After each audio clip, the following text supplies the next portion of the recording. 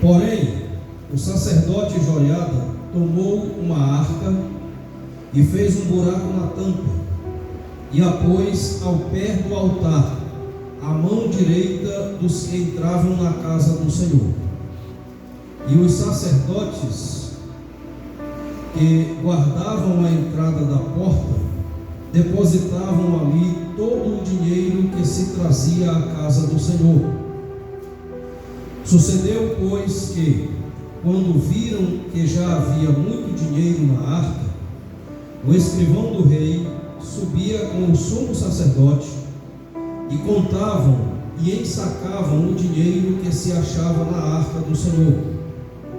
E o dinheiro, depois de pesado, davam nas mãos dos que faziam a obra, que tinham a seu cargo a casa do Senhor, e eles os distribuíam aos carpinteiros e aos edificadores que reparavam a casa do Senhor, como também aos pedreiros e aos cabouqueiros, cortadores, outras versões dizem cortadores, e compravam madeira e pedras de cantaria, outras versões dizem pedras lavradas, a mesma coisa, pedras de cantaria, para repararem as fendas da casa do Senhor e para tudo quanto para a casa se dava para a repararem.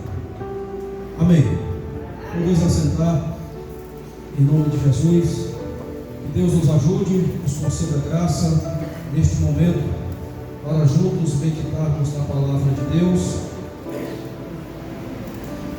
pela mesma sermos fortalecidos na fé e edificados no Senhor.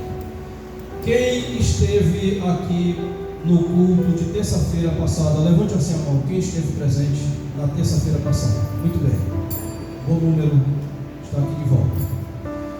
Na terça-feira passada, nós lemos Êxodo capítulo 25, versículos 1 ao 9, onde Deus disse a Moisés que falasse ao povo para que o povo trouxesse uma oferta alçada, e esta oferta tinha como objetivo a confecção do tabernáculo.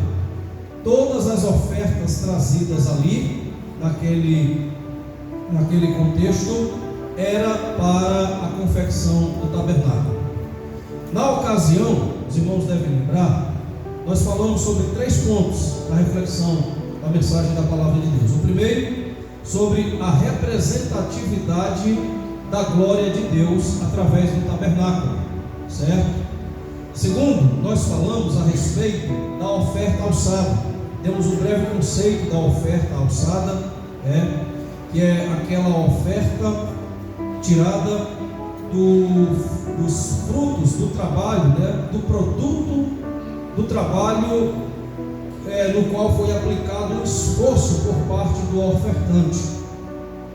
E nós também naquela ocasião falamos a respeito de 3 aspectos da oferta alçada. Primeiro, ela não é uma oferta de generosidade forçada. Oferta alçada, aquela oferta ali naquele contexto, não pode ser uma oferta de uma generosidade forçada. Nós dissemos isso. Nós dissemos que aquela oferta, a oferta ali, ela era uma oferta fruto da liberalidade do ofertante e, acima de tudo, fruto do coração generoso de quem oferta. Os irmãos lembram disso, amém? Muito bem. Nós dissemos também naquela ocasião que no contexto que nós vivemos hoje, tem muita gente que está desvirtuando o objetivo e a essência verdadeira da verdadeira oferta.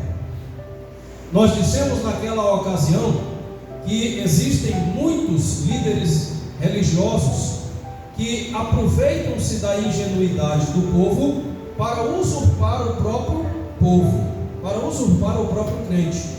Nós vemos isto constantemente nos cultos televisivos, nos cultos transmitidos por internet, nos cultos aí das redes sociais. Nós estamos vendo muita gente fazendo isso, certo? Dissemos que o líder, ele não pode de forma alguma manipular o coração do crente para ofertar. Nós dissemos naquela ocasião também que o crente, por sua vez, muitos por sua vez, já esperam por parte do líder uma palavra que o traga, que faça, que o motive a ofertar, com a expectativa de já receber algo em troca. Quem lembra disso? Diga amém. Nós dissemos isso. E a oferta hoje, ela é trabalhada, motivada de uma certa forma, em que aqueles que estão a ofertar, eles são mais generosos e mais liberais quando sabem ou quando ouvem dizer que haverá um retorno proporcional à oferta que ele está dando. É errado. Nós não podemos entender, nós como crentes em Cristo Jesus, não podemos entender de forma alguma que a nossa oferta é uma espécie de barganha com Deus. Eu vou ofertar X para Deus me dar X mais 1. Eu vou ofertar X mais 1 para Deus me dar X mais 2, X mais alguma coisa. Isto é errado. Infelizmente, existem muitos hoje que estão se enveredando por estes ensinos errados a respeito da oferta. Ofertar é um procedimento bíblico. Ofertar com generosidade no coração, com liberalidade no coração, é um procedimento bíblico. O próprio Deus é quem fala para Moisés dizer ao povo que o povo traga a oferta alçada para um determinado propósito. Ali em Êxodo capítulo 25, nós estávamos vendo Deus ordenando ao povo que trouxesse suas ofertas para a confecção do tabernáculo, para que o tabernáculo fosse erigido, para que o tabernáculo fosse feito, conforme registra o texto sagrado de Deus.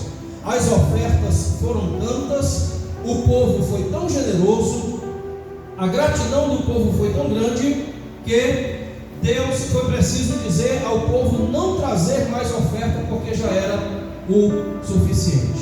Ali foi feito o tabernáculo. Aqui em 2 Reis capítulo 12, conforme nós estamos lendo, registra o momento em que o rei Joás ordena aos sacerdotes Joiada, aos demais sacerdotes, que deem início à restauração do templo. Aqui já é o templo construído lá por Salomão. Joás, meus amados e queridos irmãos, como nós bem sabemos, ele foi vítima de um complô da rainha Atalia. Atalia mandou matar toda a descendência real. Alguém pegou o menino Joás, de apenas 1 ano de idade, escondeu lá dentro do templo, para que ele também não tivesse sua vida ceifada. Passaram-se 6 anos. Houve lá uma revolta, um movimento de restauração à dinastia davídica, e a rainha Atalia foi retirada do trono, e Joás, com apenas 7 anos de idade, foi colocado no trono sob a tutela do sacerdote Joiada. Tanto é que aqui o texto sagrado diz que Joás fez o que era justo aos olhos do Senhor durante todo o tempo em que o sacerdote Joiada esteve com ele ali. Passaram-se muito tempo. Aqui já é Joás um homem adulto, e compreendendo a necessidade de reforma da estrutura do templo, ele chega e diz aos sacerdotes que assim o façam. O texto sagrado, conforme nós lemos a partir do versículo 9 ao versículo 12, nós podemos observar aqui, meus amados e queridos irmãos, o texto sagrado dizendo que o sacerdote Joiada tomou uma arca, fez um furo na tampa da arca, colocou a arca ao lado direito de quem entrava, próximo ao altar. Os sacerdotes recolhiam as ofertas, recolhiam os donativos e depositavam naquela arca. Quando a arca estava cheia, o escrivão vinha, o escrivão do rei vinha, juntamente com os demais sacerdotes, pesavam o dinheiro, colocavam este dinheiro em sacolas e destinavam o dinheiro para o propósito que estava sendo arrecadado, que era o que, meus irmãos? Reparar as fendas do templo. Aqui a minha versão diz fendas, outras versões fala algo como reparar as rachaduras, outras dizem, fala algo como reparar aquilo que estava deteriorado, aquilo que estava precisando ser refeito.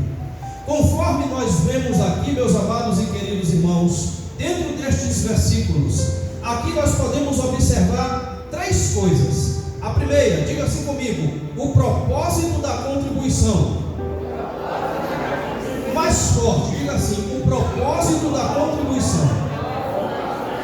Observe que dentro deste contexto aqui, nós temos de forma explícita o objetivo da contribuição. Para que era que eles estavam contribuindo? Para restaurar as rachaduras do templo, para restaurar as fendas do templo. Qual era o objetivo aqui, meus irmãos? Vamos lá, rapidinho. Qual era o objetivo desta campanha de contribuição aqui, realizada aqui conforme a autorização do rei Joás pelo sacerdote Joiada? Restaurar a estrutura do templo que estava deteriorada. Quem estava aqui terça-feira passada? Eu vou perguntar de novo, levante a mão. Quem estava? Na ocasião, nós dissemos que a confecção, a realização do tabernáculo não tratava-se de uma questão de representatividade da glória de Deus. Quem lembra disso? Diga amém. Pois bem, nós dissemos que não era uma questão de orgulho. Eles não iriam fazer aquilo por uma questão de soberba, mas tudo aquilo ali tinha como objetivo a representatividade da glória e da presença de Deus no meio do povo. E na ocasião nós dissemos que a reforma a qual nós estamos pretendendo realizar não trata-se e não deve ser uma questão de orgulho no coração de nenhum crente, mas sim com o objetivo de exaltar e glorificar o nome de Deus. Os irmãos lembram disso? Amém? Pois bem, agora vamos lá. Vamos meditar aqui numa determinada situação. Aqui o texto sagrado de 2 Reis 12 diz que a estrutura do templo precisava ser restaurada, porque havia rachaduras, haviam fendas, ou seja, a estrutura estava deteriorada, precisando de quê? De reparos. Aí eu pergunto para os irmãos, na hora que o povo chega, é claro que nós não fazemos isto para orgulho nosso, para nos orgulharmos, mas para glorificar o nome de Deus. Na hora que o povo chega, que alguém passa, que alguém olha e vê uma estrutura de templo desfigurada, desbotada, mal feita, com rachaduras, aquele que olha vai dizer assim: rapaz, mas como lugar feio. Fala ou não fala? Quando não dizem isso, rapaz, mas que falta de zelo. Rapaz, mas olha que coisa feia. Elias, caramba, fala demais. Estou te conversando. Hã? Aí, na hora que passa, que olha e diz: vixe, olha, rapaz, será que esses irmãos não estão vendo que esse negócio está feio? Diz ou não diz? Diz. Mas quando está arrumadinho, bonitinho, a pessoa faça assim: ó, rapaz, a igreja dos crentes não está bonita, né? Olha, rapaz, a igreja dos crentes, ó, os crentes se juntaram. Vocês viram o que os crentes fizeram lá na igreja deles? Diz ou não diz? Diz. Mas não é para a nossa glória, não é para o nosso orgulho, não é para nos ensoberbecermos. É para quê? Para a honra e glória do nome do Senhor. Aqui está o propósito. E outra coisa, eu vou dizer de novo aqui. Quem estava presente aqui na terça-feira passada vai lembrar.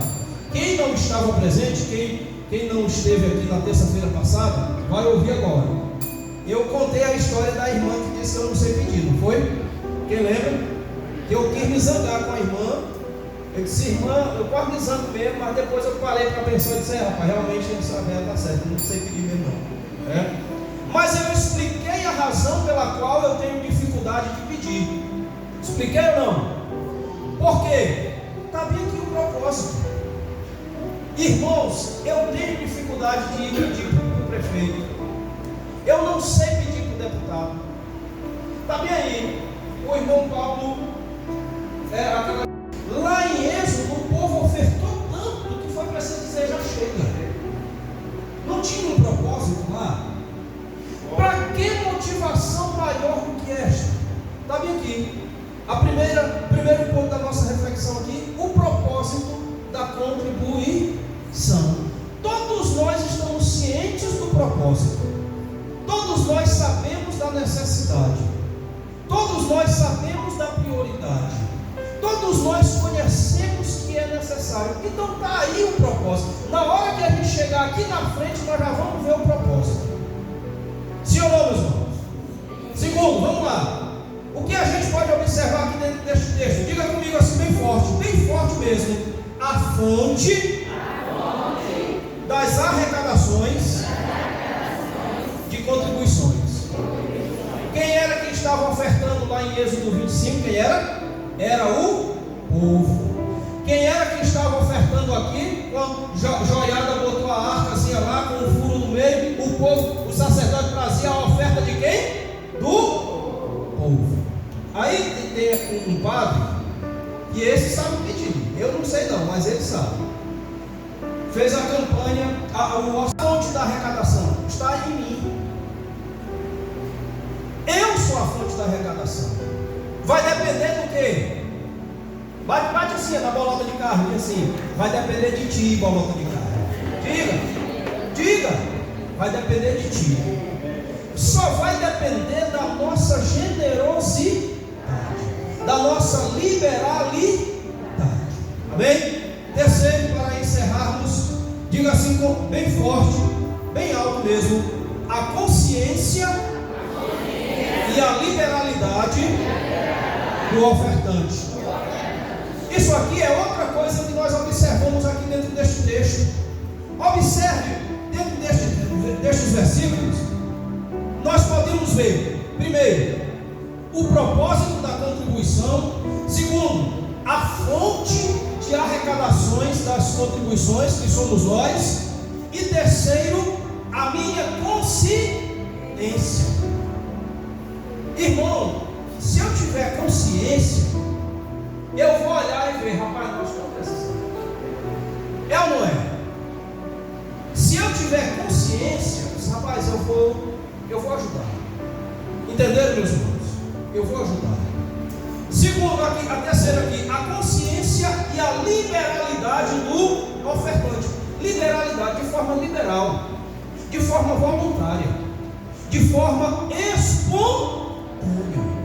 Lá em Êxodo 25, Deus diz assim: aquele cujo coração voluntariamente se mover para ofertar, dele tomareis a minha oferta alçada. Certo? Então esses três aspectos aqui nós podemos ver dentro deste contexto: o propósito da contribuição, a fonte de arrecadação das contribuições, que somos nós, certo? A consciência, a minha consciência e a minha liberalidade de ofertante. Amém? Que Deus em Cristo nos ajude. Agora, irmão, olha, eu vou logo dizer